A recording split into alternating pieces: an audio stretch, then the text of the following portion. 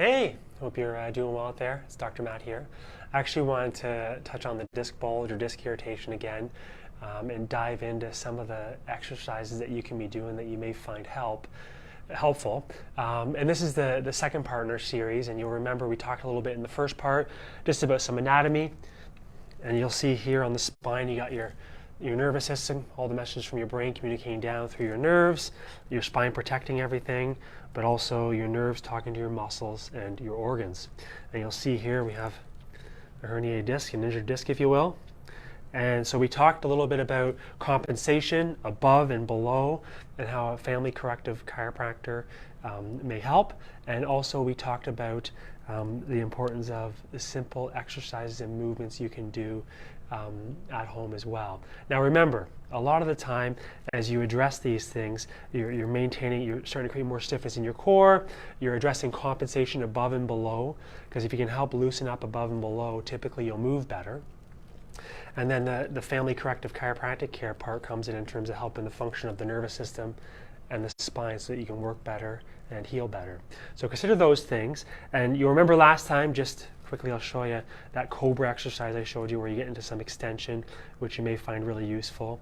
And the other exercise was the bird dog exercise, which I'll put the link below so you can go find that previous video if you're just jumping on now. So some of the simple things that I want to share with you today that I find really useful, and as you get to the stages where you're being proactive and making yourself more resilient, because remember, you want to help yourself, get yourself back to function. And a lot of those things, those small things that you do outside of here, also may benefit you as well.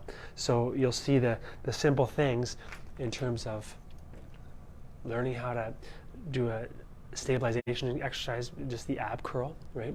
And also teaching you how to brace, which is especially helpful if you're leaning over, bending, picking things up. So you're retraining the brain, but you're also retraining that movement pattern, which goes hand in hand with the nervous system.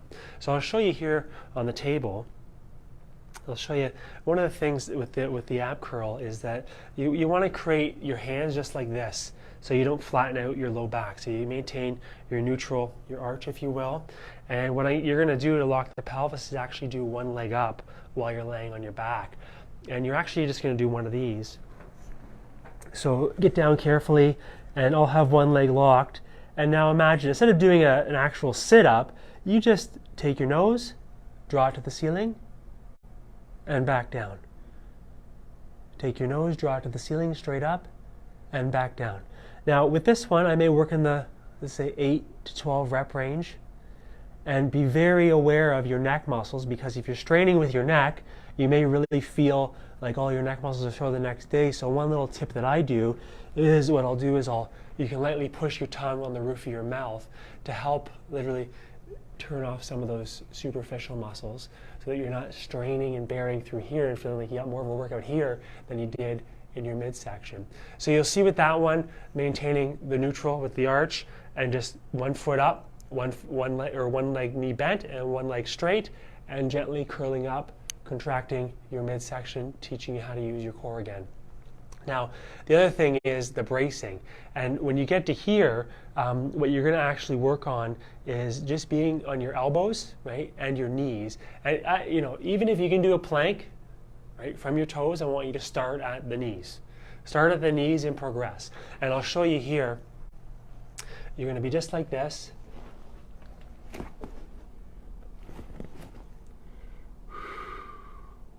And now I really focus on keeping the midsection stiff.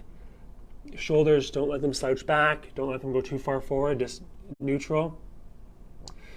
And I focus more not on time, but just on breathing.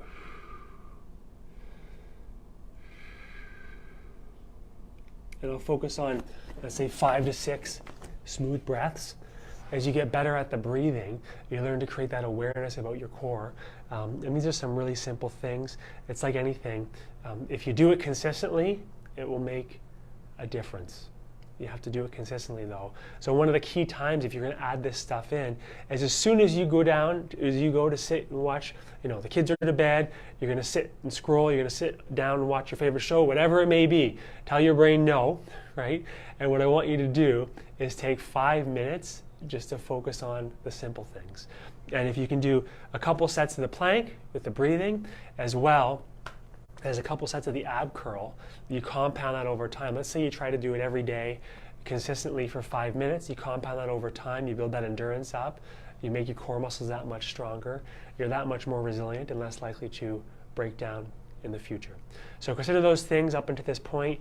We've talked about the exercises in the first video, the bird dog, the cobra position, and now we're talking about some simple things in terms of the ab curl and the bracing with the plank and teaching yourself how to breathe again. So consider that all together. Start with 5 minutes a day of consistency, and I'd love to hear how you're making out there.